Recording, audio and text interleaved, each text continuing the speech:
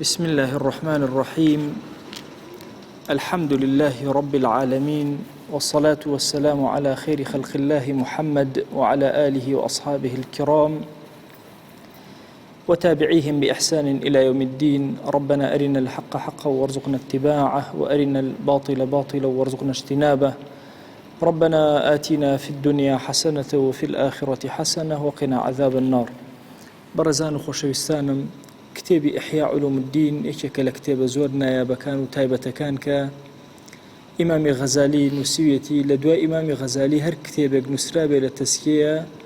إلا أو كتابه بوتي اعتماد وسرچاويكي بهيز بوي. أم كتابه چندين جار مختصر كراوة كرت كراوة بچو كراوة توا يكيك لمختصركاني كدو جار اختصار كراوة بريتيا لمختصر منهاج القاصدين. منهاج القاصدين ابن الجوزي رحمة خواه لبي كرتي كردوتوا دواتر مختصر منهاج القاصدين زاناي بايبرز ابن قدامي مقدسي هاتوا اختصاري دوهمي كردو واتام كتابيك اسل بردس منايا دو جار اختصاري احياء علوم الدين. ام كتابه لچوار باش بيك ديت باشي چوارمي بريتي للمنجيات او شتانيك انسان رزقار اكا او شتانيك انسان رزقار اكا امامي غزالي للتوبه ودس بي اكا لبینینی خوا کۆتایی پێ ئەهێنێ لەناو بەهەشتا و بینینی خوددا کۆتایی پێ ئەهێنێ. ئەم کتابە ئێمە هەم چەندێک لە بەشەکانمان باس کردووە، باسی سەبرمان پێشتر لە دەرسەکانی ترا کردووە، گەیشتین سەر باسی تەوحید و تەوەکل. وتمان بۆچی ئیمام تەوحید و تەوەکلی لە پەنای یەکا داناوە؟ لەبەرەوەی ئینسان ئیمانی کامڵی ئینسان لە تەوەکلی بەخوایە دەرەکە.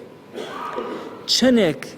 پشت بەخوا زیاتر قایم بێ ئەوەندە ئیمان لە دڵی تۆیە زیاتر چەکەرەی کردو. بۆیە ئەم دوو کەلیمەی پێکەوە هێنا تەوحید و تەوەکل، خوا بەیەکزاین و پشت بەخوا بەستن. لە ڕاستیە بەرووبوومی ئیمان کە دەرئەکەوێ لە تەوەکولە دەرەکەوێ. خوا جەل جەلالوهو لە باسی شەیطانە ئەفەرمێ ئەو کەسانەی کە دوو صفەتیان تایە بە هیچ شێوازێک شەیطان زەفەریان پێ ناهێنێ. صفەتی یەکەمیان إنه ليس له سلطان على الذين آمنوا وعلى ربهم يتوكلون. بهي شوازك شيطان سلطاني النية دا صلاتي النية بسر أو كسيك إيماني هي بخوا بشتي بخوا قائمة وتتوحيد وتوكلة قائم به بارزراو أبي لشر شياطين وشر شيطان قورة خواي قورة أتبارزه. وإمام هندي آيات فرماشتي وباس كردين ك پیغمبرجان صلی الله علیه و آله و سلم چون فرموی اگر ایوه پشتان طواو قایم بی بر رب العالمین ایتر مترسن لرسختان چون طیرک بسکی خالی اچت دره و ببی او هیچی پاشکوت کرد بی. طبعا اجل کان ابن دو باش يكشد يعني بابلن ذخيره كو اكنوا شت كو اكنوا بوكاتي تنگانيان وكو ميروله هندي كان هیچ كو ناكنوا طيره كان هیچ كو ناكنوا هیچ تيكي پاشکوت يعني بەیانیان زوو دەرەچن بەسکی خاڵی و ئێواران بەسکی پڕەوە ئەگەڕێنەوە. ئەفەرمێ ئەگەر پشت بەخوا بەستن بە تەواوی مانە چۆن تەیر بەیانی بەسکی خاڵی ئەڕۆ ئێوارەیەتەوە بە تێری هیچ خەمی ڕسختان نەبێ ئەبەو شێوازە بەس بجوڵێ بۆ کار و کەسابەتت خوای گەورە دەروی خێر لێ ئەکاتەوە دەرگاکانی خێر بەسەر تاواڵە ئەبێ. دواتر ئیمام هات باسی ئەحواڵی تەوەکوڵی بۆ کردین، ئەعمالەکانی تەوەکولی بۆ کردین، گەشتینە سەر ئەوەی باسی ئەعمالی متەوەکیلینمان بۆ بکە و ئەفەرمێ هەندێ لە خەڵکی پێیان وایە مانای تەوەکولیان وا لێک داوەتەوە کە ئیتر تۆ واز لە کەسابەت بێنی پاڵی لێ بیتەوە. وەختی خۆی تەمسیلەکە و پێیانەوتە ڕەجەب ئاسا مەشهور بوو لەو زەمانەی ئێمە. ڕەجەب لەژێر دارێکە دانیشتە بوو چاوەڕێ ئەکرد، خۆشی لار نەئەکردەوە، چاوەڕێ ئەکرد لەوێەوە هەنجیر بکەوێتە خوارەوە بکەوێتە دەمی ئەموو هەر تۆزێکیش دەم نەباتە ئەولەوە هەر جارێ هەنجیر ئەکەوتە ئەملا ئەولا نەئەکەوتە ئاستی دەمی ئەکەوتە سەر نێوچەوانی ئەکەوتە خوارەوە. تصور کە ئینسانی موسڵمان ئایا ئەبەم شێوازە ئەبێ لە تەوەکل تێ بکە هیچ کار و کەسابەتێ نەکە؟ بێگومان نەخێر. ئینسانی ئیماندار ئەبێ کە پشتی بەخوای گەورە قایم کردووە لەگەڵ ئەوە کەسب بکات و جوڵە بکە. ئەفەرمێ وتویانە تەدبیر بە دڵ مەکە بە هیچ شێوازێک بە کار و کەسابەت مەکە بەلاشە ئەمە تەوەکولە. ئەفەرمێ ئەمە غەڵەتە. وتیانوەکو پەڕۆیە چۆن لەسەر زەوی فڕێ ئەدەی ئەوە معنای تەوەکولە. ئەفەرمێەوە غەڵەتە. یان چۆن گۆشتێک قەساب هەڵی ئەواسێ بەبێ ئەوەی هیچ دەسەڵات و حەرەکە و جوڵەیەکی هەبێ. ئەفەرمێ ئەمە ناکاتە تەوەکل. وهذا ظن الجهال أما ظن أو كسانيك جاهلا فإن ذلك حرام في الشرع. إمام غزالي سري تصوف سري زهادة أفرمي ما حرام للشريعة كإنسان بالي ليباتو هج ولا يقنك. لزمان إمام أحمد كسيك وتيان بالي ليواتو هج كارو كسابتناك على ما دام وكو الطير خواهي قور السخمان باتش بيوستن بكسابته فرمي ولا فرماجتك تيانا قيشتو فرماجتك فرمي الطيرك أبي بروا بقرته ئەگەر جوڵەنەکە لە هێلانەکەی خۆیان بوەستێ لە برسە ئەمرێ ئەبێ جوڵە و حەڕەکەی هەبێ ئەوەندە جوڵە و حەڕەکەی هەبێ کەوا بوو کەسابەت ئایا پێچەوانەی تەوەکول و پشت بەستن بەخوایە نەخێر ئینسان چەندێ پێ بکرێ لە کار و کەسابەتی جێبەجێەکە. شەریعەت زۆر ثەنای کردو و زۆر ستایشی ئەو کەسانی کردووە کە پشت بەخوا ئەبەستن. دەی ئەثەری ئەم تەوەکولی خوای لە چیا دەرەکەوێ لە جوڵەی عەبدەکە گەڕانی عەبدەکە بۆ کار و کەسابەتی بۆ مەبەستەکانی خۆی مەرجێ هەر کەسابەت. خوێندنت هەیە تەڵەبەی ئەبێ سعی بکەیت تۆ دابنیشی بتەوە لە کتوپڕێکا دەرچی دەرناسی کاسب و بازرگانی ئەبێ کاسبی بکەی سیاسیت ئەبێ هەوڵ بۆ کارە سیاسەکەی خۆت بدەی هەر شتێکی لە بابەتەکان بۆی بچیتە پێشەوە ئیداریت ئەبێ لە ئیدارەی خۆتا پێشکەوتوو بی نەک پاڵی لێبێتەوە وابزانی ئیدارە سەرکەوتوو ئەبی. ئەفەرمێ هەموو ئەوەی عەبدەکان جێبەجێ ئەکەن لە پێناوی چوار شتەیە یان هەوڵ ئەدەن بۆ ئەوەی شتێ نیانە دەستیان کەوێ یان ئەوە تا شتێکە هەیانە پاشەکەوتی ئەکەن بۆی نەفەوتێ یان بەڵایە هاتوۆتە سەریان و خۆیان ئەپارێزن لێی ئەیانەوە لە سەریان لاچێ یان ئەوە تا یان بەڵایە خەریکەیەت و پاڵی پێوەدەن بۆی نەیە یا بەڵایەک هاتووە لەسەر خۆیان و لای ئەبن. ئەم چوار خاڵە بە درێژی ئیمامی غەزالی بۆمان باسەکە ئەفەرمێ جۆری یەکەمیان ئەوەیە کە جەلبی مەنافعەکەی بڕۆی ئەو شتانەی کەوا سوودیان هەیە بۆ دەست بکەوێ ئەفەرمێ ئەمە کۆمەڵی ئەسبابی هەیە و سێ دەرەجەی هەیە لەناو خەڵکە سێ پلە هەیە ئەو کەسەی کە ئەچێ کار و کەسابەت ئەکا ئەو کەسەی بە دوای مەقسەدی خۆیان وێڵە بۆ ئەوەی ئەو شتەی نیەتی دەستگیری بێ. هەمومان ئێمە ئینسانیەت طبعاً خوای گەورە ئاوای خەلق کردووە نابێ هەموو کەس هەر کەسێ هەموو شتێکی هەبێ بڕواکەن کامەی زۆر دەوڵەمەند بێ زۆر محتاجە کامەشی فەقیرە هەر محتاج تەنها خۆیە جەلە جەلالوه ئەسەمەدە ئەلغەنیە کە پێویستی بە هیچ شتێک نییە هەمومان محتاجی ئەو محتاجی کەسمان نییە. بۆیە ئەفەرمێ یەکەمین جۆر یا یەکەمین دەرەجە ئەوەیە سبب مقطوع به كالأسباب التي ارتبطت به المسببات بتقدير الله تعالى. ئەفەرمێ جۆرێک لە جۆرەکان ئەوە سببێکە مەقطوعە تۆ هەر ئەبێ ئەو سببە جێبەجێ بکەی. بنمونە ئیمام نمونەمان بۆ ئەهێنێتەوە ئەفەرمێ خواردنێکی زۆر جوان سفرەیەک ڕازێنراوەتەوە لەبەر دەم کەسێکا دانراوە خوای گەورە سنەتی حیاتی وا داناوە ئەم کەس ئەسبابی داوەتێ دەستێکی داوەتێ کە ئەگاتە خواردنەکان ئەگاتەوە لای دەمی ئەفەرمێ واجبە لەسەری کە دەست بەرێ بۆ ئەم خواردنە کە برسێتی لەم خواردنە بخوات و بیهێنێ بۆ لای دەمی خۆی و بیجوێت. ئەفەرمێ ئەگەر کەسێک وتی وەڵا کاکەگیان من دەست درێژ ناکەم بۆ من پشت بەخوا ئەبەستم ئەڵە زۆر ممکن لەسەر ئەو سفرەیە لە برسا بمرێت چکە دەستوری خوا ئاوانیە لە کەونا دەستوری خوا ئاوایە ئەم شتەی کە پێی داوی لە شوێنی خۆیە جێبەجێکی. ئەڵێ هەندێک وتویانە شەرتی تەوەکول ئەوەیە هیچ جوڵەجوڵ نەکەی تەرک السەعی هیچ حرەکەت نەکەی. ئەفەرمێ غەڵەتە بەڵکو بڕۆ دەست ڕاکێشە ئەفەرمێ نەکە غەڵەتە ئەمە جنون محض ئەمە شێتێکی تەواوە ئەگەر کەسی ئەوە تەسەڕوفکە ئەمە لە ئیسلامە نییە کابوو لە ئیسلامە جوڵە حرەکە هەیە. ئەفەرمێ ڕەبتی بە هیچ شێوازێ بە تەوەکولەوە نییە و هەر کەسێ بەم شێوازە بکات چاوەڕێەوە کە مەلائیکەیە بێ بیکا بە دەمیەوە ئەفەرمێ ئەم کەسە شێتە و سنەتەکانی خوای لە یاد کردووە لەسەر زەویە. یان کەسێک بیاوێ هیچ زەرعاتێک نەکات پارچە زەویەکی هەیە بە دیارەوە دابنیشێ بڵێ با لە خۆیەوە سۆز بێ لە خۆیەوە سۆز نابێ ئەمری پێکردی کە بڕۆی سۆزیکەی و بەرنامەی بۆ داناوی یاسای بۆ داناوی چۆن بینێژی لە چ کاتێکا بینێژی علمی داویتە تێ تەجروبەت وەرگرتووە ئەبێ جێبەجێکەی. ئەفەرمێ ئەگەر کەسێک لەم مەقامە وازی لە کردەوە هێنا ئەفەرمێ ئەو کەسە شێتە و هیچ ڕبتێکی بە تەوەکولەوە نییە. ئەی تەوەکول لەم بابەسەی یەکەمە کە ئەو ئەسبابانە مەقطوع بهین ئیلا ئەبێ جێبەجێیان کە ئینجا شتەکەت حاصڵە بێ. ئەفەرمێ بە دوو شت ئەکرێ یەکەم ئەبێ کەسەکە علمی هەبێ دووەم حاڵی هەبێ. ئەفەرمێ ئیتر ئەگەر ئەم دوو خاڵەی هەبوو هەرچی جۆری وەسیلەیە بەکاری بێنە جێبەجێیان کە هەموو بڕۆ بەدەم کاروباری خۆتەوە بە متەوەکیل حسابەکرێ تۆ یەکێکی لەو کەسانەی پشتە بەخوا بەستووە. ئەفەرمە عیلم چۆنە ئەوەیە کە بزانێ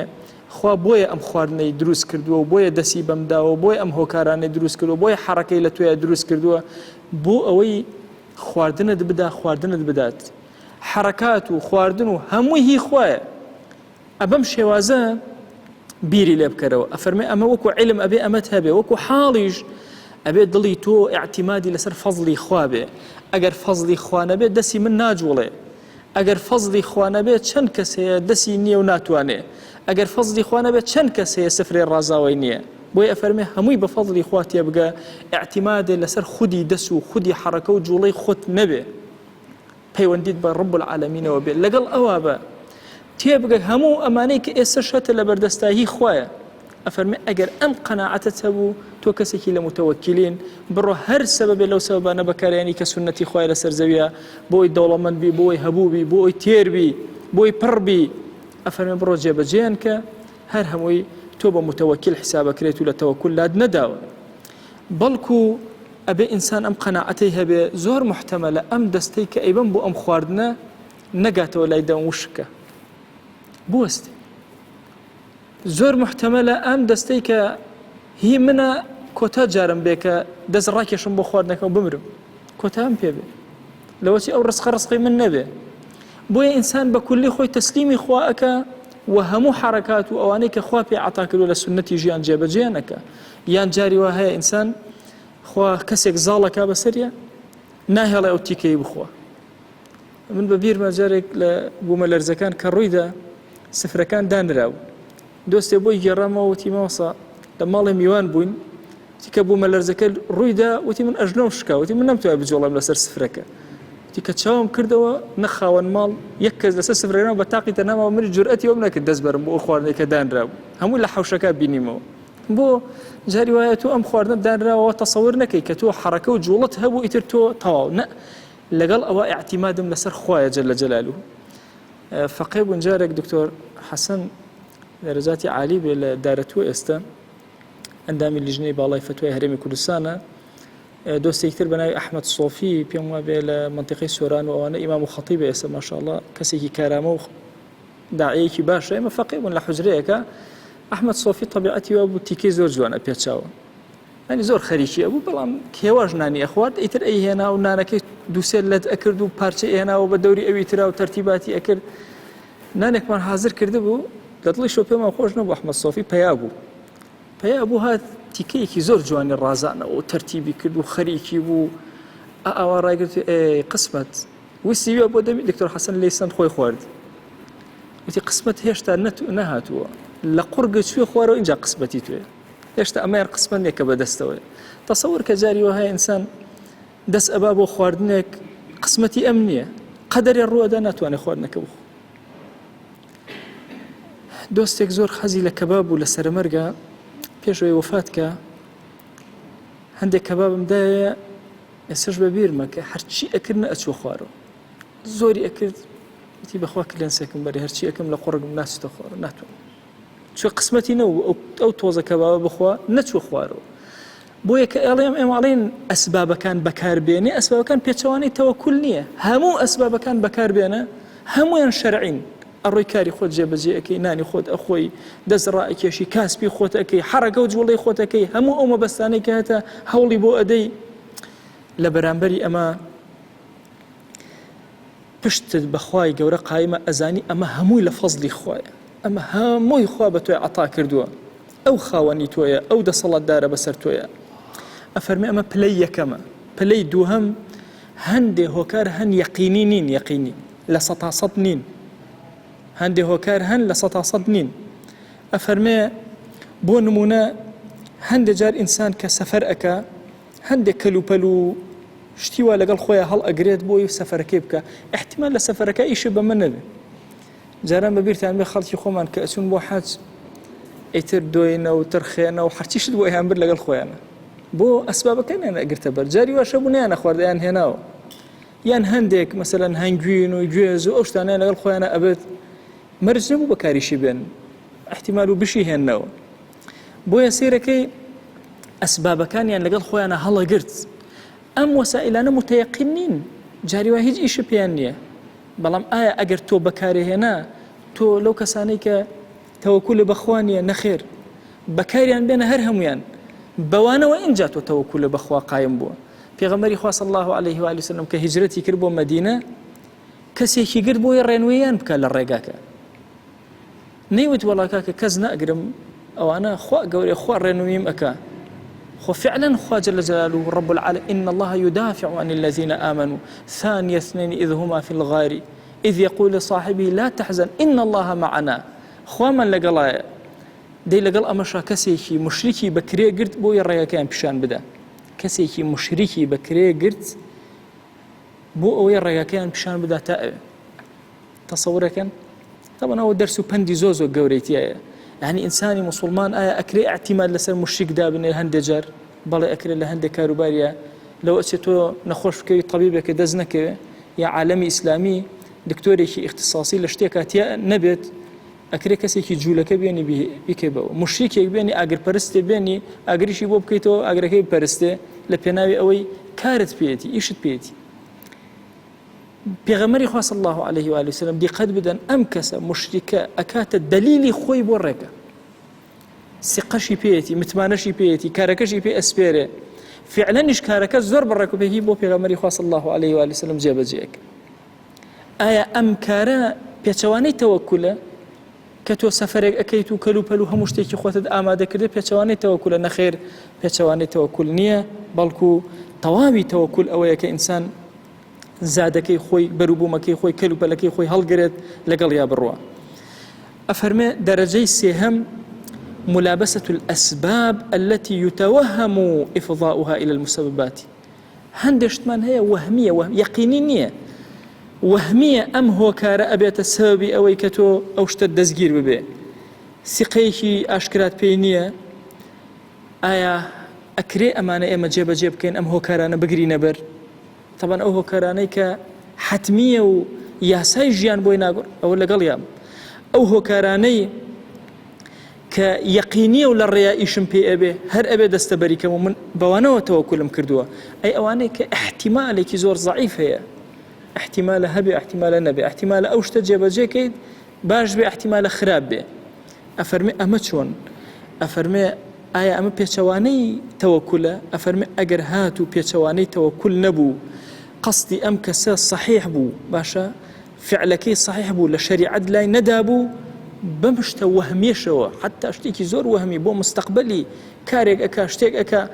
ئەفەرمێ ئەمەش هەر لە تەوەکول حساب ئەکرێ. بەڵام ئەگەر زیادە ڕەوی تیا بکە ئەبێتە ئەهلی حرص، ئەو کاتە سوور بووە، چ لە کاریا چ لە کەسابەتیا چ لە هەر کارێکە. دەی کەوابوو تەرک التەکەسب لەیسە من التەوەکل فی شەیء، ئەو کەسێک کە واز لە هەرچی جوڵە و حەرەکە بێنێ بە هیچ شێوازە تەوەکولی جێبەجێ نەکردووە. وإنما هو من فعل البطالين،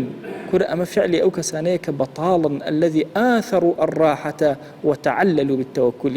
كبشتيان كروتا بابلين جيان راحتي وبالدانه وتمليان هالبجاردوه بلام علت بو خوان بتوكلهن. والله أنا بشتم بخوا قايمة نالت تملم، الله بشتم بخوا قايمة سعيناك كاسبيناك، الله بشتم بخوا قايمة نا مسلمان كاسبي أكا سعي أكا هول أدا لقل أوانا شهر همو خريجي أو أبي للضلة للروحة بيوندي لأخوة نبشريني ربطي لقل رب العالمين هبي. عمري كوري خطاب رضا ورحمتي خوي لبي أفرمي توكل متوكل أو كسنية بيت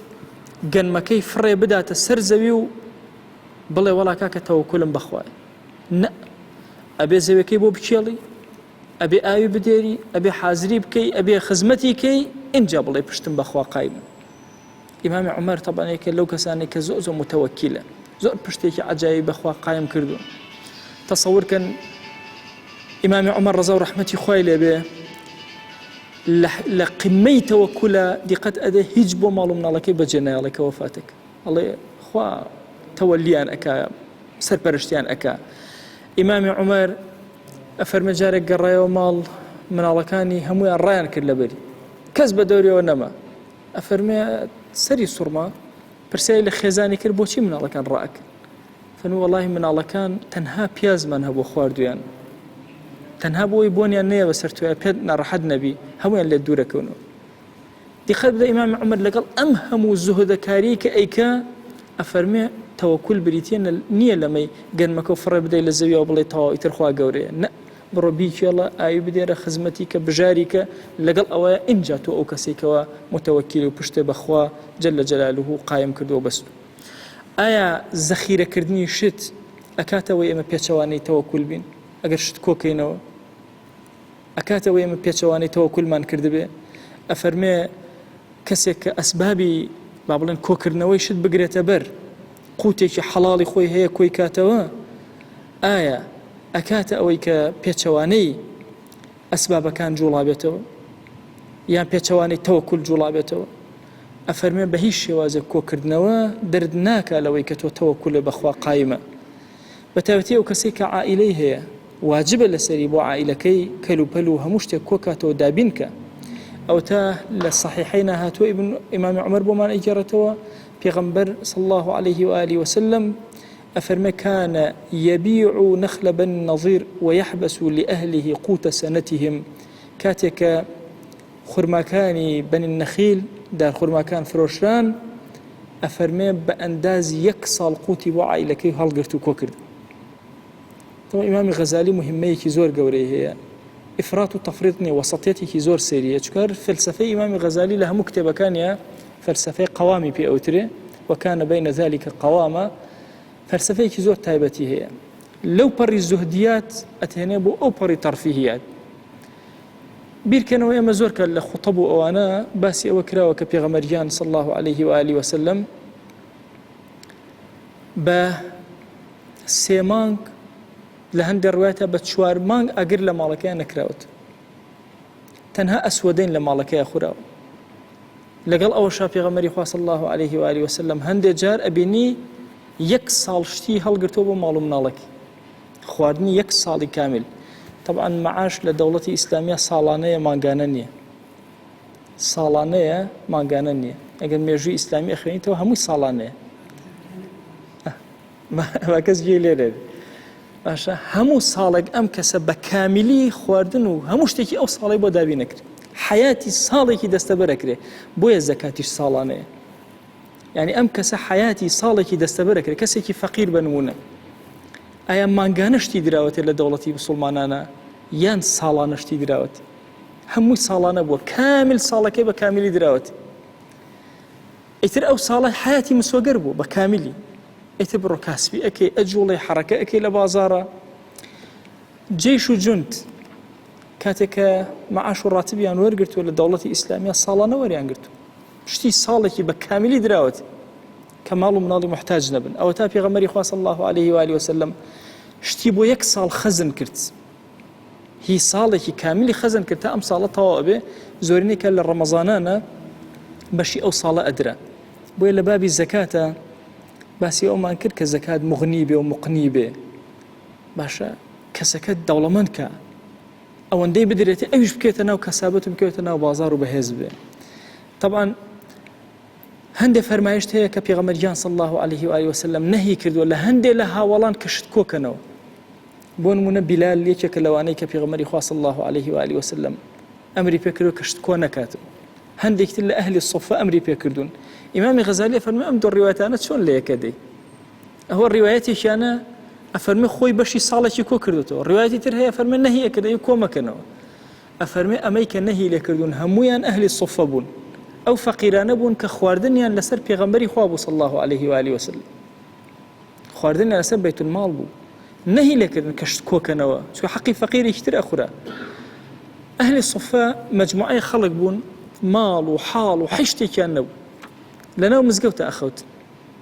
مزقوت ماليان بو حاليان بو هموشتي كان خواردنيان لوي أدرايا زور بون أم هاولانا كاللوي بون بيغمبري خوا صلى الله عليه وآله وسلم نهي لكن كهيشتي باشكوت كن همو جاري خواردنيان أدرايا وطواب غير أمانة أصحابي ترهر همويان ادخاريان هبو شتيان كو أكردوا سيدنا عثمان كاتك بو بخليفة مسلمانان أو كاتك بو بخليفة كس نبو لما كو مدينة بأندازي أو دولة من هيج كسك بأندازي أو آلتوني نبو هيج كسك بأندازي أو مري نبو واشتري نبو دار خرماي نبو عەبدوڕەحمانی کوڕی عەوف یەکێک لەو کەسانەی کە ئەفەرمێت دەسم بۆ هەر شتێک ئەبرد لە کار و کەسابەتا وەکو پارچە ئاڵتوونەکە هاتە دەسم لە کار و کەسابەتا زۆر ناجح و زۆریش دەوڵەمەند و زۆریشی ئیدخار کرد و کۆ کردووە ئەفەرمێ ئەهلی مەدینە بوون بە سێ بەشەوە ئەهلی مەدینە ئەبوون بە سێ بەشەوە بەشێکیان قەرزاری عەبدوڕەحمان بوون بەشێکیان قەرزاری بوون بەشێکیان لە ڕێی خوا پارەی پێدا بوون بەشێکیان وەکو پیاوەتی نە قەرزاری بوونەوە هەر وەکو هەدایە هەدیە پێدا بوون هەر سێ بەش ئەوەندەی ئەملاک و شتی گەورە گەورە هەبوو بۆیە ئایا کۆکردنەوەی ماڵ پێچەوانەی تەوەکولە نەخێر پێچەوانەی تەوەکول نییە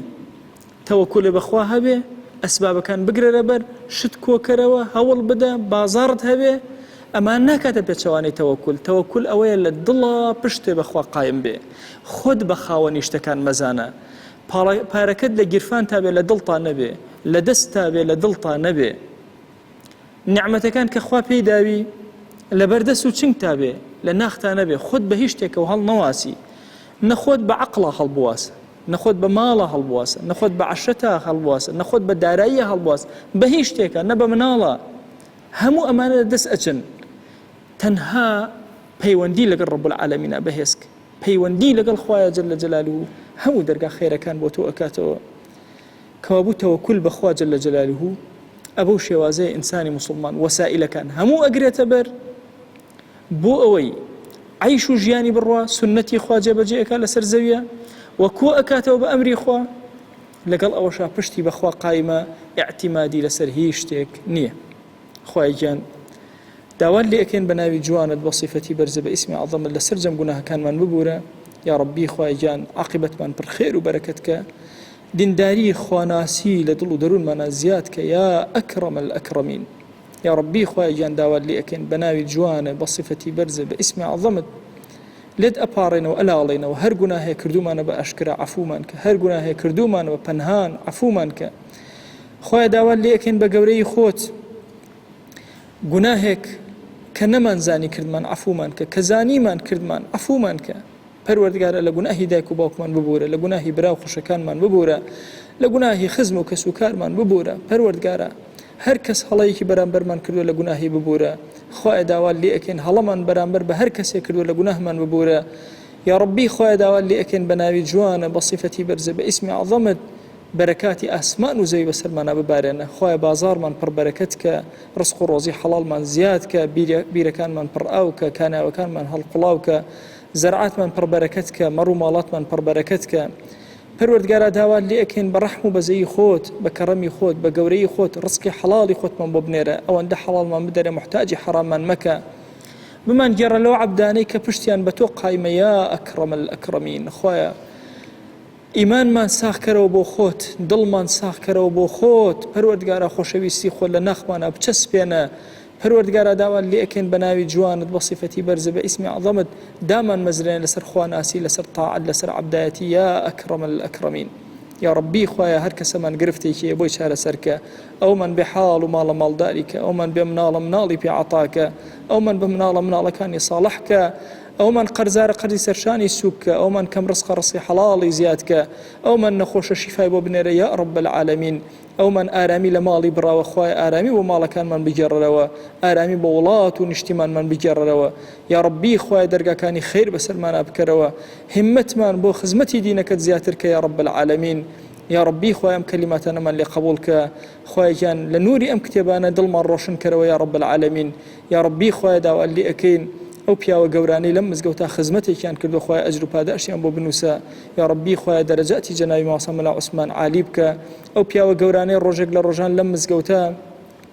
إحياء علوم الدين وتوتو جويل قرتوا خويا لقناي همويان ببورة تايبت جنابي موسى عمر الرشاوي كملاحظاتي زور جواني لسر إحياء وسي وخويا لقناها كاني ببورة درجاتي همويان عاليك خويا أوانا خزمتي كي قوريان كردوا بدين داري أمولاتا يا ربي خويا داوال لي أكين قورا كان پر نورك أوانا لجيانا ما ونجيانا پر خير وبركة خونا سيودين داريك خويا هركس هاوكاري شي كردون لم مزقوتا داوال لي أكين بقوري خول لقناها كاني ببورة عاقبتي پر خيرك ليان خوش بيا رب العالمين وصلى الله على سيدنا محمد وعلى آله وصحبه وسلم تسليما كثيرا أبدا إلى يوم الدين.